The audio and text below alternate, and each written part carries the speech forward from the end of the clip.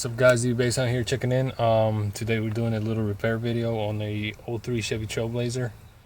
You guys already seen it before. This one. So the problem we're having now is this one has automatic temperature control.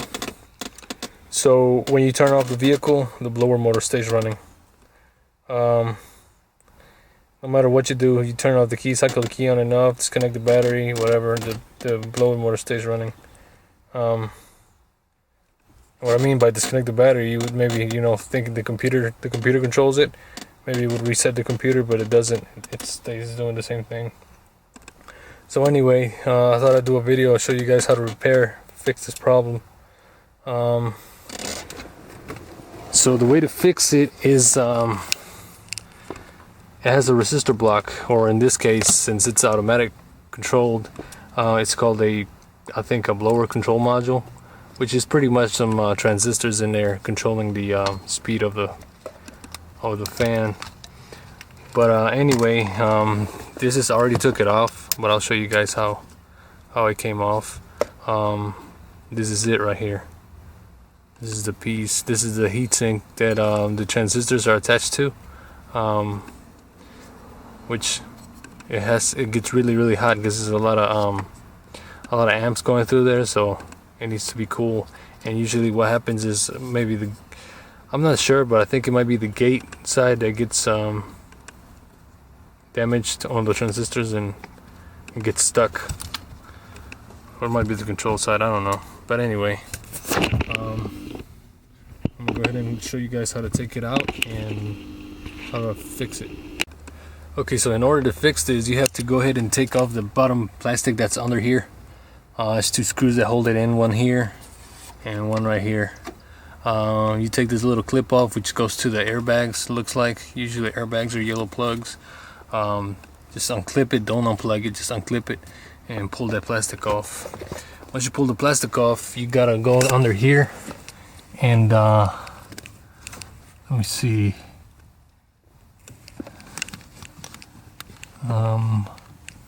So here's the blower motor right here, and up there is a hole all the way up here, right there. There's a hole for the where the resistor block went. So it's got two screws. I don't know if you can see it, one right there and one all the way over here. You take those out. I used a 7/32 millimeter socket, and you pull that off. Once you do that, then you take a pick and unclip it. Unclip the blower motor connector, which for that you have to let down the glove box like so, and you should be able to see the connector, which is right there. God, the lighting sucks. Hold on. Yeah, right there. You see the connector? You get a pick, and from the underside of it, just unclip it.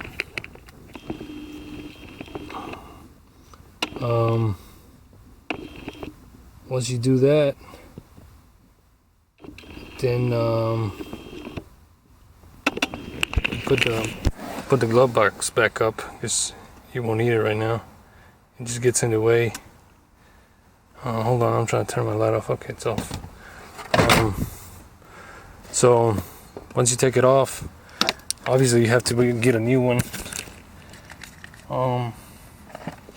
Usually my place to go is Napa. We got some wires here, some manual little instructions, and here's the new unit. Let's see, this is part number 026970. This is from Napa. It's called a power module.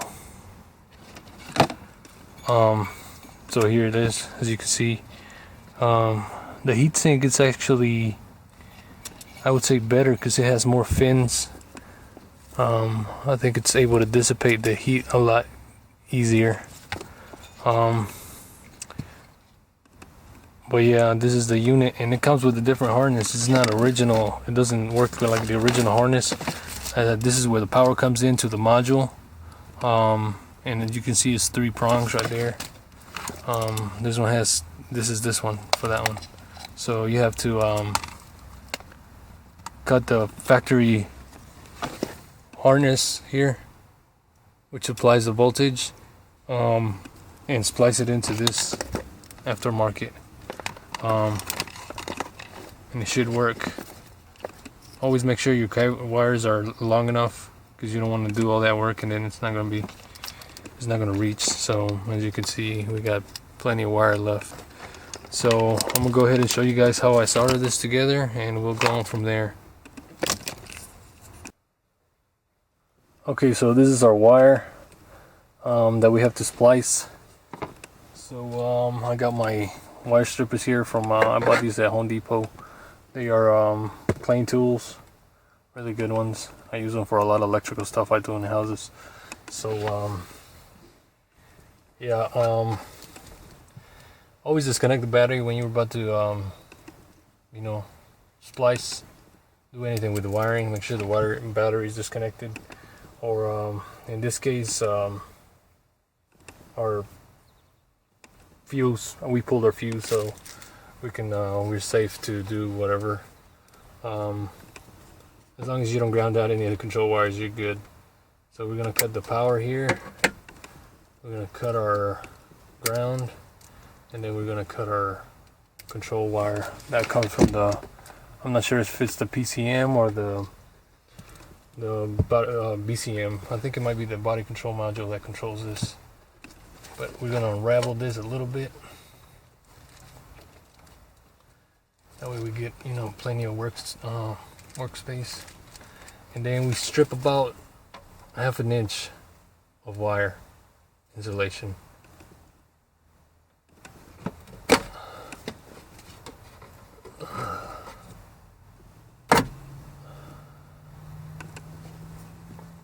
This is really tough wire insulation.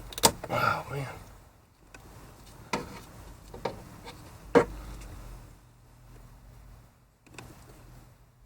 Only about 1/2 inch. You don't want any more than that. There we go.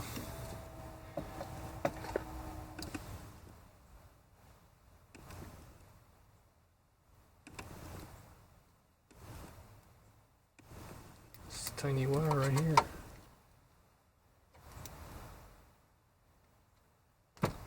There we go. So all our wires are stripped. We take our new harness. There's really nothing wrong with making it longer.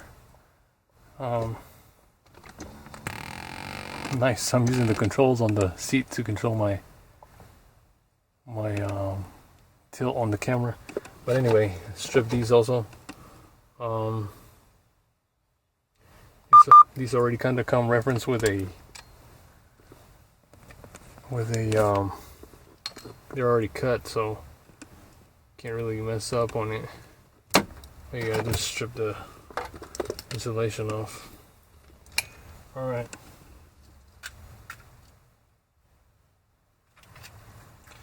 So for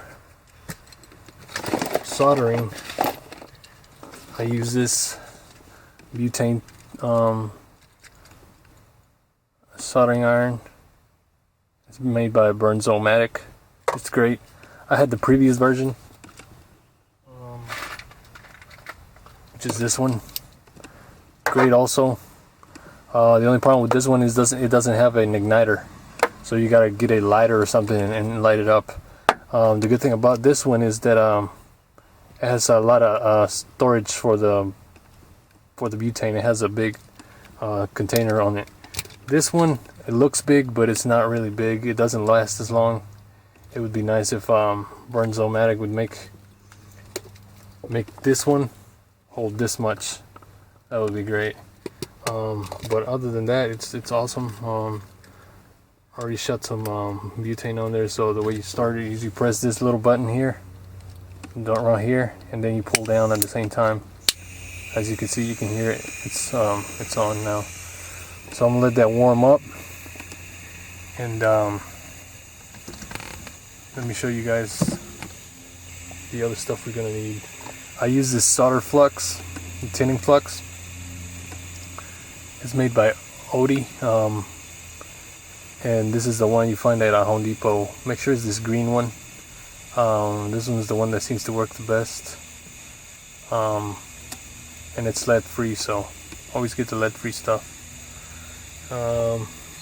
And I'm using this electrical solder, which comes with rosin core, but it's you still need to use the flux to get really nice solders.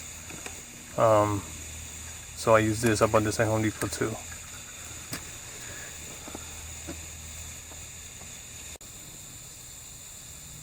So I'm also going to use heat shrink.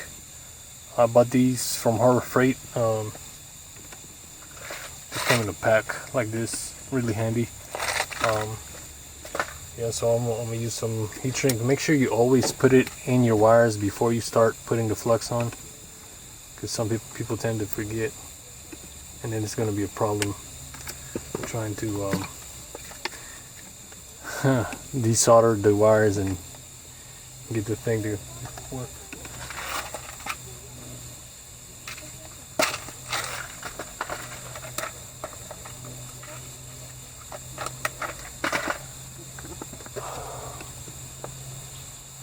Alright, so our iron seems to be warm. So now what we do, I like to twist the wires. Oh, you don't want that to happen. But I like to twist the wires.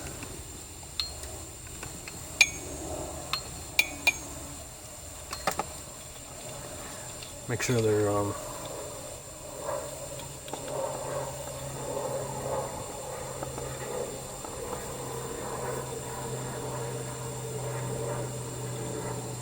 so yeah, twist them, make sure they're nice and straight, make sure there's no strands popping out the side or whatever, and do that on both.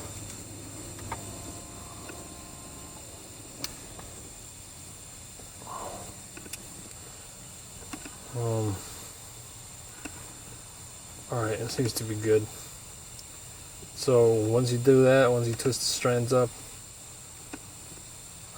since I lost my brush, I don't know what I did with it. I just grabbed the tinning flux and just stick the tips of the wires in there. Just get some flux on there. It doesn't need to be much. Just get it coated.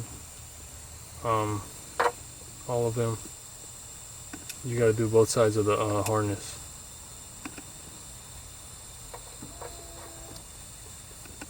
So that side's done, and then we do the one that came with our new part. Coat all of them.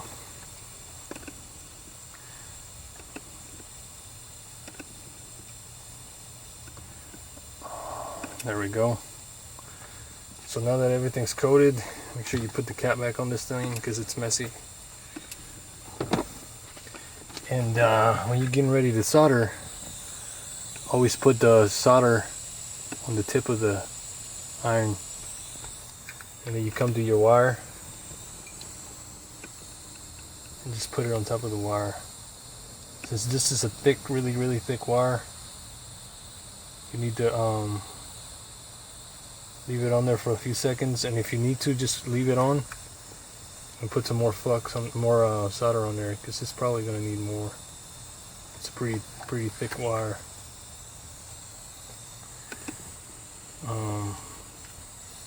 Get every side of it and make sure it's nice and covered.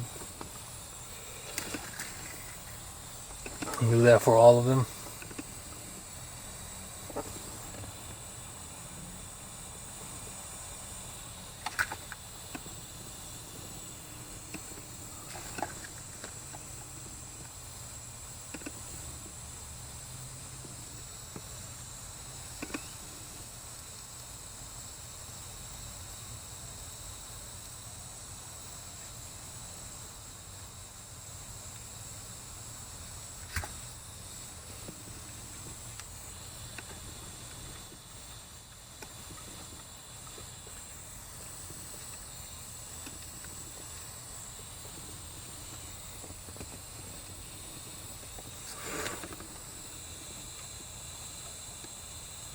Moving on to the little one. Trying not to burn myself and get this on the video.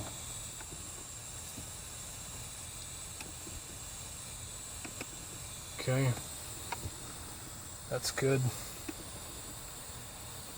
And then we do our new harness.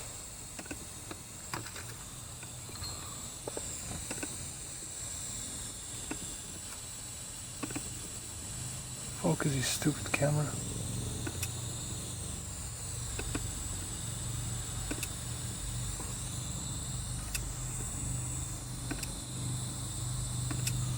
Can't get it to focus, guys.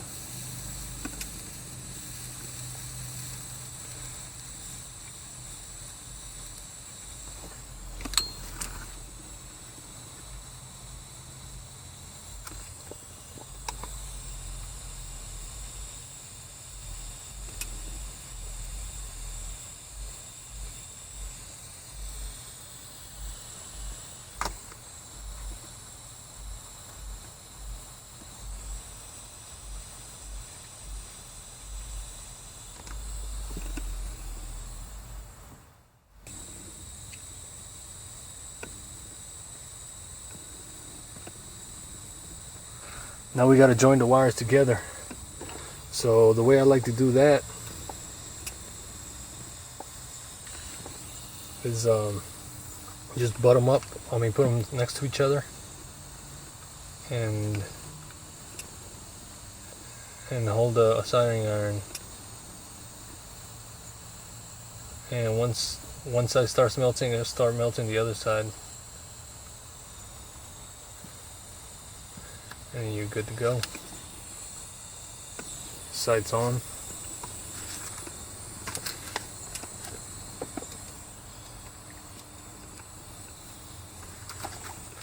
Now we're doing our negative. Okay, you guys see all that? Oh, just barely. Okay.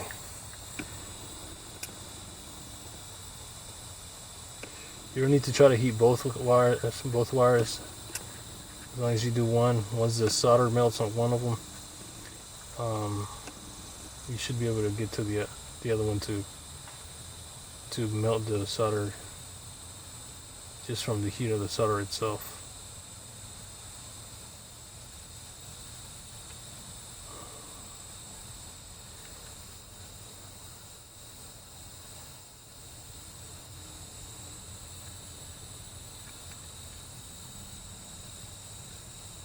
Here we go, we're done. So now I turn this off, and I unscrew this thing off here. Oh, let me zoom out. Zoom in, zoom out. Damn it. So I unscrew this, pull it out. You see this is going to hang. And what I do, I just flip this out on the ground.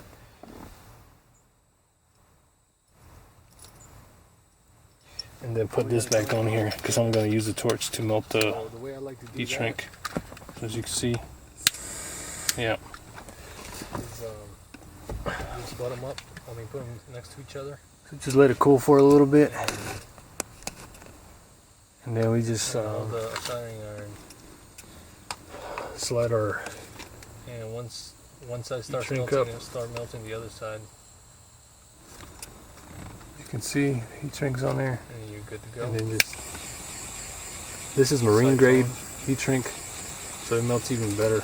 It protects the wires even way better than the regular heat shrink. It's like, it kind of melts into the wire insulation. And it gives it a nice tight seal. Just barely. We do the same thing on this side. You need to try to heat both wires. Heat shrink. As long as you do one, once the solder melts on one of them. Heat her up, man. You should be able to get to the other one too. Really good, really good. Melt the solder. There we go. Just from the heat of the solder itself. And then we go this one. Hopefully it's not too loose. I think it might be a little loose.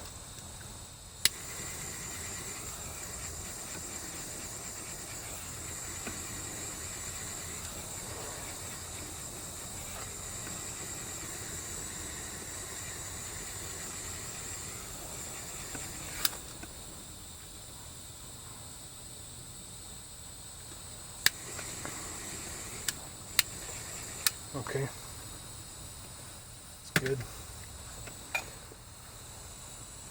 Let them cool off for a little while. But this is what a repair looks like.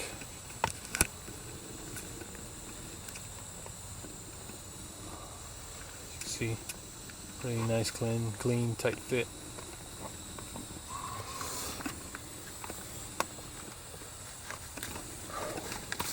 This is where you need those little clamp things to help you along. And so now what I'm gonna do is just get these looking a little neat and hook it up. And sometimes you could do this with a torch too, but I don't like to do it with a torch because you tend to melt the insulation on the wire. So I had a piece of corrugated wire wrap, so I figured I'll use it on here. Why not? Make it look factory or something like that. This is a piece of tape that we stripped back. You can just, you know, put it back like it was. This is kind of big for this, but why not?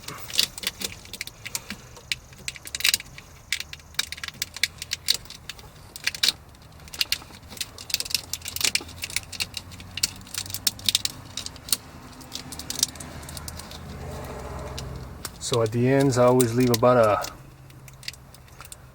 an inch and a half. That way if somebody tries to do a repair, they can see what color the wires are. That way they can, you know, don't have to peel back all the insulation and all the wrap and whatever to get to find out what colors they are. Makes the repair easier, you know. And I put a couple, just maybe 3 different spots, just to keep the wires from popping out or something. Same thing up here. Just keep the wire from moving around.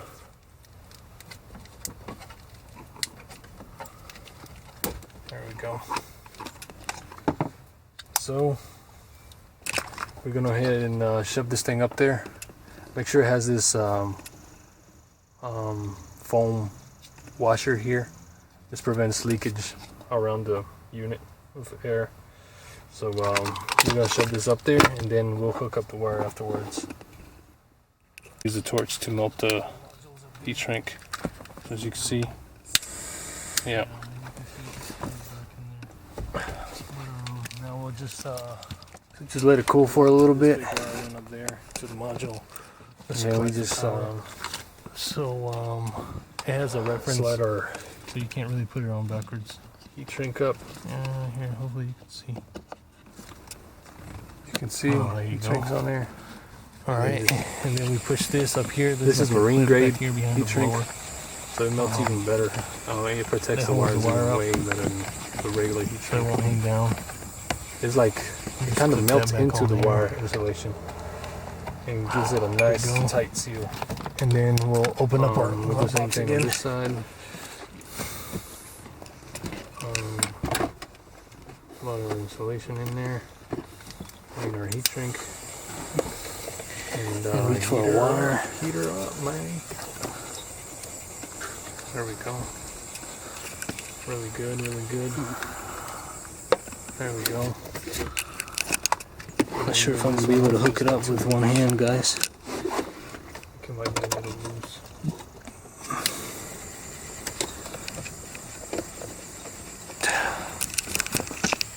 Hold on. We can do this. We can do this.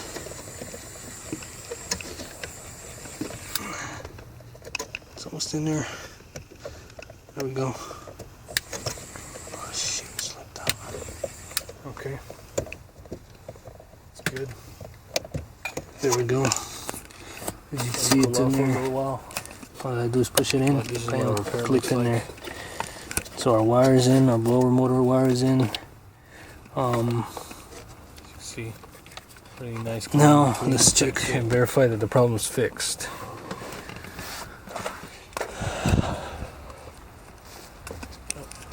So before, you would just put the fuse back on and the blower would automatically turn on. So now what I'm gonna do So is we're gonna pull the key off little meat, so we can hear, and and that way you guys see that it's not gonna come on. twist. Hopefully we should be Put the camera down.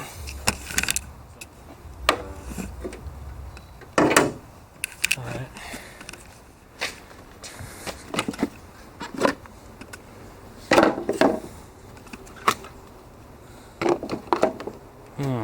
Now to figure out where my dad put the fuse at.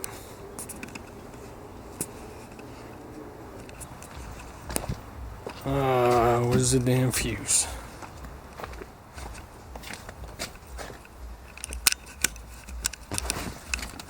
Oh, here it is. There we go. Alright. Our blower motor is this one right here. That would be 1, 2, 3, the fourth slot from towards the engine. As you can see, our fuse is on. No blower motor, which is a good sign. So I guess now we'll start the car and make sure the blower motor actually works. Car is on. As you can see, it's off right now. System's off. So let's put it on cool. Let's drop the temperature. There we go. We got airflow, guys. Beautiful. Beautiful.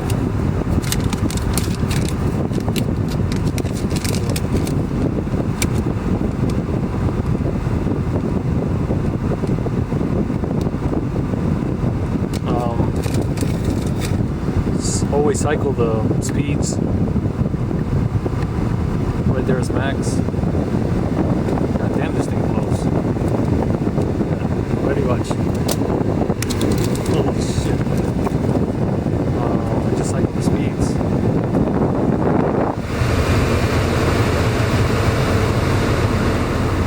You guys should be able to hear the difference. Alright, let's power it off. Beautiful. Blower goes off. So let's turn it up and turn it off just to verify. Maybe we weren't hearing it. Off. Beautiful. It goes off. Alright guys, so I hope this video was helpful to some of you.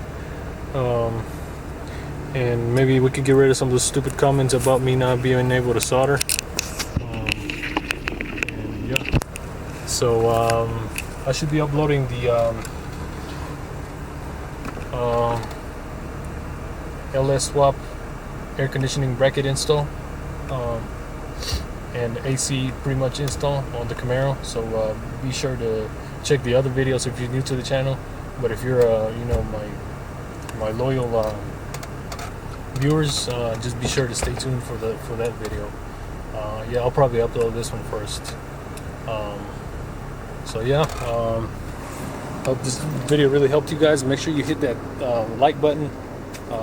Lets me know that you do like it, or you're not just fucking, you know, bullshitting. And that way I can keep making some more of these videos. Hopefully I can get a lens, because they're pretty expensive. But I can get a lens so I can get a little better video quality. So be sure to stay tuned and check all the other videos if you're new. And be great on checking out.